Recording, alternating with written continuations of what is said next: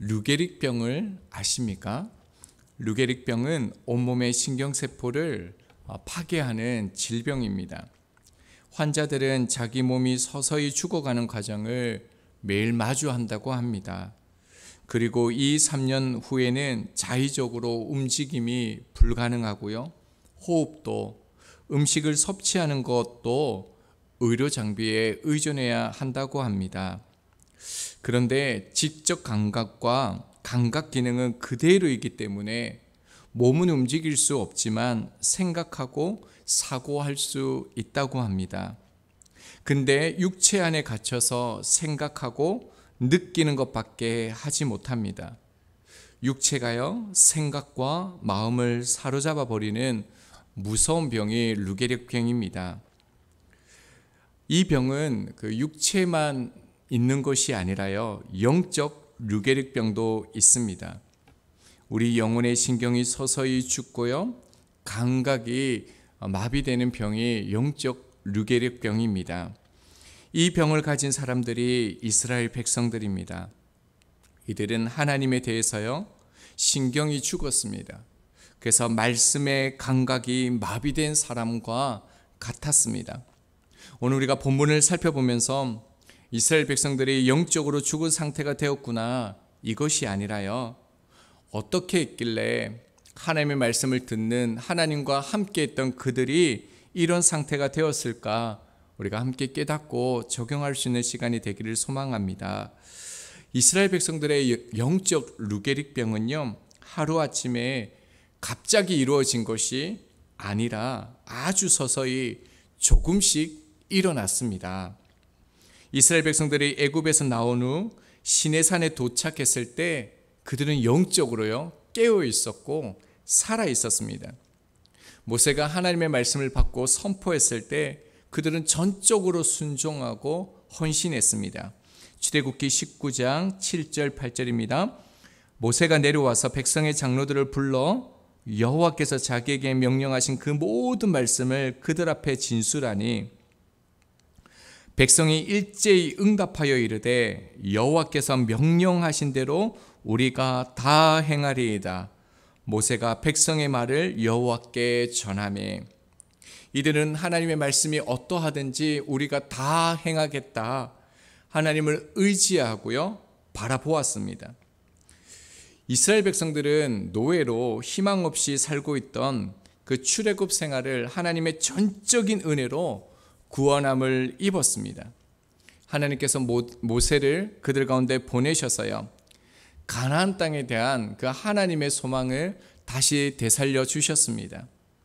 또한 하나님께서 그들을 버리지 아니하시고 여전히 그들의 하나님이 됨을, 그 사실을 다시 확인시켜 주셨고요, 놀라운 기적과 능력으로 그들을 인도해 주셨습니다. 이스라엘 백성들은 자유와 구원을 받았습니다. 그리고 젖과 꿀이 흐르는 그 가나안의 약속한 땅으로 출발했습니다. 모든 것을 이루신 분이 하나님이셨습니다. 그래서 이스라엘은요, 마땅히 어떤 말씀에도 순종했고 순종해야 했습니다. 그들은 하나님의 말씀을 믿고 따라야 했습니다. 그러나 어느 순간에요, 이스라엘 백성의 마음에는 교만이 들어오게 되어집니다. 어느 순간부터 이런 마음이 점점 무디어져 갔습니다. 왜냐하면 그들을 괴롭히는 민족이 사라졌기 때문입니다. 문제가 점점 사라지니, 어려움이 점점 사라지니 하나님 앞에 구하지 않습니다. 하나님의 뜻과 계획보다 자기 일이 중요해지니 말씀에 점점 불순종하게 되었습니다. 그리고 그들에게 무서운 질병이 하나 찾아왔는데요, 그것은 지난날 하나님을 원망하고 불순종한 적이 있지만 그때마다 별 탈 없이 넘어갔던 경험이 있었습니다.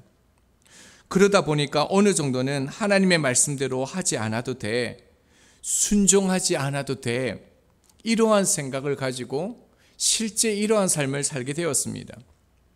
이들의 삶을 보면 실제로 여러 차례 불순종하고 원망이 있습니다. 출애굽기 14장 11절입니다. 그들이 또 모세에게 이르되 애굽에 매장지가 없어서 당신이 우리를 이끌어내어 광야에서 죽게 하느냐? 어찌하여 당신이 우리를 애굽에서 이끌어내어 우리에게 이같이 하느냐?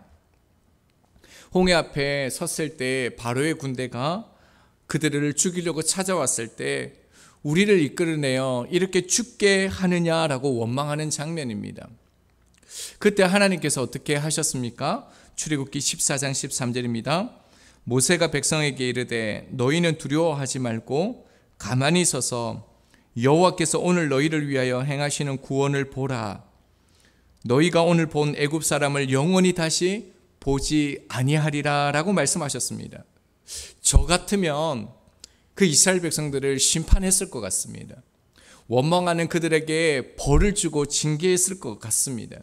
그런데 하나님은요, 오히려 그들 가운데 자비와 은혜를 베풀어 주셔서 홍해를 건너가게 해주셨습니다. 그뿐만이 아니죠. 물이 써서 먹을 수 없을 때 그들은 또 원망하고 불평합니다. 그때 하나님께서는 또 물을 달게 해주셨습니다. 만나만 먹는 게 실증했을 때 그들은 또 하나님을 향하여 원망합니다. 그때 하나님께서 메추라기를 주셔서 또 고기도 먹게 하십니다. 하나님이 그들의 그 원망과 불평 속에서 늘 인도하심과 보호하심으로 그들 가운데 함께 하셨습니다. 그들은 그렇다면 하나님을 더욱 의지하고 바라봐야 했습니다. 그런데요, 이러한 하나님의 은혜와 사랑의 모습 앞에 그들은 하나님의 말씀을 잊었고요, 그뿐만 아니라 하나님을 쉽게 여기게 되었습니다. 이런 일이 반복되어지니까요, 습관화되고 이러한 하나님의 모습이 내면화가 되었습니다. 처음에는 불순종하고 투정할 때 마음의 찔림이 컸었는데 나중에는 감각이 없었습니다. 심지어 자기들이 얼마나 심각한 죄를 짓는 것인지조차도 분별할 수 없게 되었습니다. 반복되는 죄가 이들의 신경을 죽이고 감각을 죽였습니다. 에스키모인들은 늑대를 잡는 그들만의 독특한 방법이 있다고 합니다. 피 묻은 날카로운 칼 한 자루만 있으면 됩니다. 그 칼날에요, 동물의 피를 발라서 얼린 후에 늑대들이 출몰하는 지역에 세워놓는 것이라고 얘기합니다. 피냄새를 잘 맡는 늑대는요, 어느새 다가와 그 칼날을 핥기 시작한다고 합니다. 그런데 추운 날씨에 곧 혀가 마비되고요, 감각을 잃게 되어집니다. 늑대는 자신이 열심히 핥고 있는 그 피가 자기 피인지도 모른 채 아무런 의심 없이 칼날을 핥다가 쓰러져서요, 결국 잡혀서 죽게 되어집니다.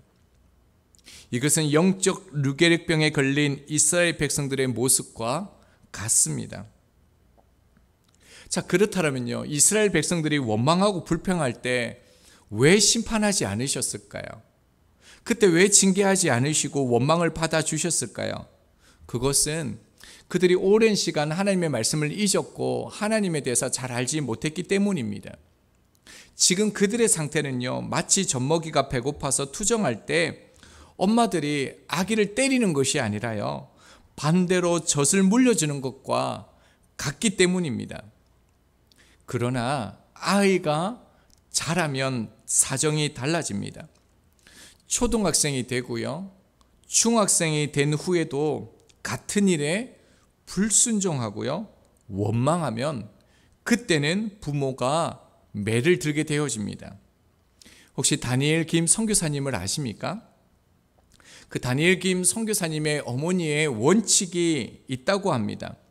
참고 또 참고 인내하시다가요, 한번 매를 드시면 반드시 어떤 매든지 부러질 때까지 때려야지 끝이 난다라고 합니다.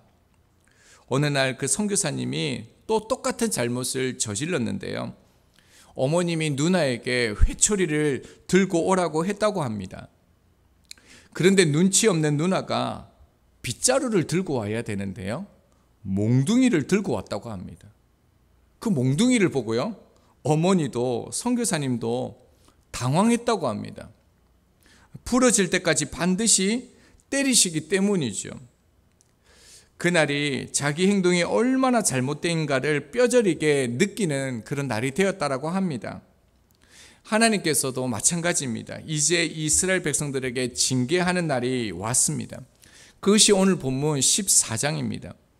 13장에 보면은 모세는 각 지파에게 한 명씩 세워서 12명을 가나안 정탐꾼으로 보내 40일을 정탐하게 되어집니다. 정탐일 하고 난 후에 10명은 하나님의 말씀에 정면으로 위반되는 보고를 합니다. 민수기 13장 31절입니다. 그와 함께 올라갔던 사람들은 이르되 우리는 능히 올라가서 그 백성을 치지 못하리라. 그들은 우리보다 강하니라 하고, 이들의 문제는요, 환경이 아니라 상황이 아니었습니다. 하나님의 말씀을 잊은 것입니다. 하나님이 주신다고 했는데 우리가 치지 못한다. 우리보다 그들이 강하다. 하나님보다 그들을 더 크게 보았던 것입니다. 결국 백성들은요, 모세와 아론, 여호수아와 갈렙을 돌로 치려 죽이려 했습니다. 하나님은 모세를 통해서 계속적으로 그 땅을 주실 것이라고 말씀하셨는데 그들은 말씀을 믿지 않고 불순종하고 항의했습니다. 이 모습을 민수기 14장 11절은요, 하나님을 멸시했다라고 얘기합니다. 하나님을 믿지 않는 행동으로 여기셨습니다. 이때 하나님은 회초리가 아니라요, 몽둥이를 들고 나타나셨습니다. 오늘 본문 36절 37절입니다. 모세의 보냄을 받고 땅을 정탐하고 돌아와서 그 땅을 악평하여 온 회중이 모세를 원망하게 한 사람, 곧 그 땅에 대하여 악평한 자들은 여호와 앞에서 재앙으로 죽고, 원망한 회중은 전염병으로 다 죽었습니다. 그리고 20세 이상의 백성들은 40년 동안 가나안이 아니라 광야에서 다 죽어왔습니다. 정탐하고 돌아왔을 때 이들은요, 하나님께서 어떻게 출애굽하셨는지를 그들이 생각해야 했었습니다. 말씀을 붙들고 하나님의 땅을 바라보고 백성들에게 전해야 했습니다. 하지만 40일 정탐 가운데 그들은 하나님을 잊고요, 영적 르게르병에 걸리고 하나님의 말씀에 대하여 악평합니다.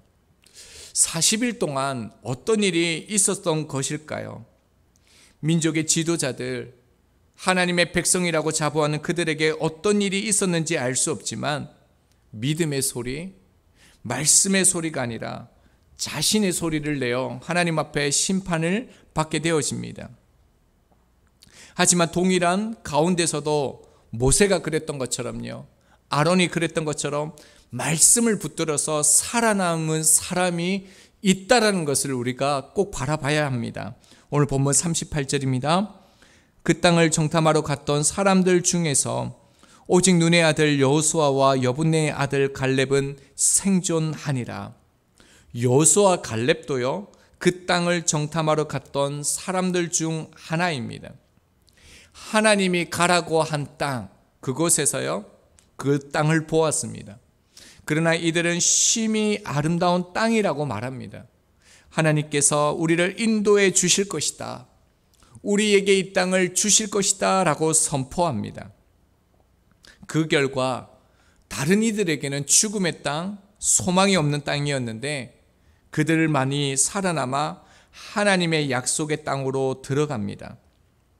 여호수아와 갈렙은요, 세상이 아니라 하나님을 나의 삶의 근거로 삼고 말씀을 기준으로 생각하고 행동하고 결정했던 사람이었습니다. 이제 말씀을 적용하겠습니다. 이스라엘 백성들만 이런 특별한 은혜와 사랑을 받았습니까? 아닙니다. 저희들도 똑같은 하나님의 사랑과 은혜를 받았습니다. 죽음과 사단의 종이었지만요, 그는 우리를 하나님께서 사랑하셔서 예수 그리스도를 통해 구원해 주셨습니다. 하늘나라의 소망을 우리 가운데 주셨습니다. 이것은 전적으로요, 거저받은 은혜입니다. 자, 그렇다면요, 이런 은혜를 받은 저희들도 마땅히요, 여호와께서 명령하신 대로 우리가 다 행하겠습니다라고 순종하고 따라야 합니다. 3년 4개월 만에 코로나19 팬데믹이 이제 극복되었다라고 말합니다. 그토록 우리가 그 시간 동안에 기도했습니다. 소망했습니다. 함께 예배하고 다시 복음 앞에 서고 다시 복음을 위해서 살아갈 수 있는 그 은혜를 다시 한번 우리 시대에 부어달라고 기도했습니다.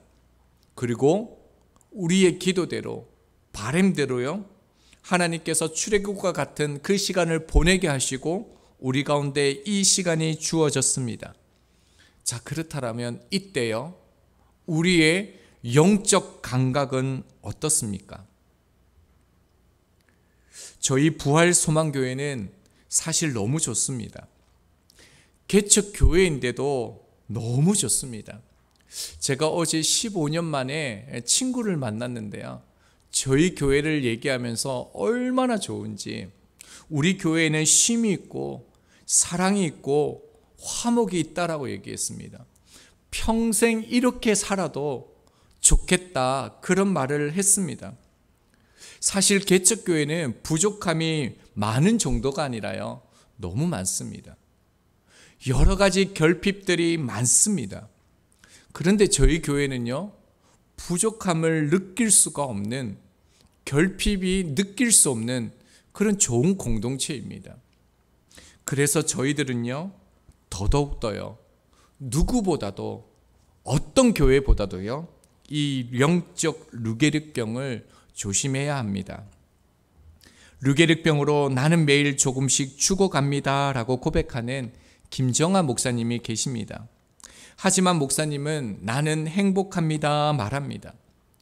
죽어가는 분이 왜 행복하다고 말할 수 있을까요? 예, 주님 때문입니다.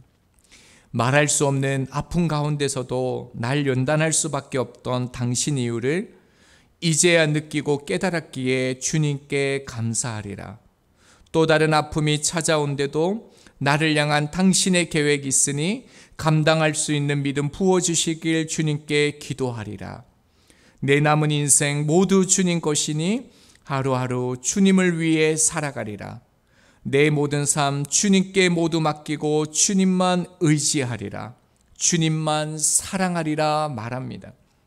삶의 중심이 예수님이 사람의 고백입니다. 여러분들도 오랫동안 기도한 부분들이 있으시죠. 그리고 최근에 어떤 문제로 인해 해결받기 원하고 그래서 간절히 기도하고 계시는 부분들이 있으시죠. 근데 만약에요, 그 기도의 제목이 평생에 그 문제를 해결해 주시지 않는다면 어떨 것 같습니까? 그래도 예수님이 여전히 나에게 주님이십니까? 우리에게 있어 가장 중요한 것은 예수님이 되어야 합니다. 예수님이 전부이면요, 상황이, 환경이 어떠하든지 상관이 없습니다. 이날 눈앞에 보이는 어떤 현실을 마주하게 될지 모르지만 저희들은요, 열정탐꾼처럼 내 생각의 기준이 아니라 내가 의지하는 그 어떤 것을 근거로 생활하는 것이 아니기를 원합니다. 신앙은요, 생각에서 멈추면 하나님의 능력이 나타나지 않습니다. 우리가 무엇을 붙잡아야 하겠습니까? 주님의 말씀입니다. 주님의 십자가와 부활을 붙잡아야 합니다. 그러면 영적으로 살게 되고 삶이 달라질 것입니다. 그러므로 여호수아 갈렙처럼 눈앞에 보이는 현실이 어떠하든지 말씀 붙들고요, 살게 하시는 하나님을 경험할 수 있기를 바랍니다. 신앙은 체험입니다.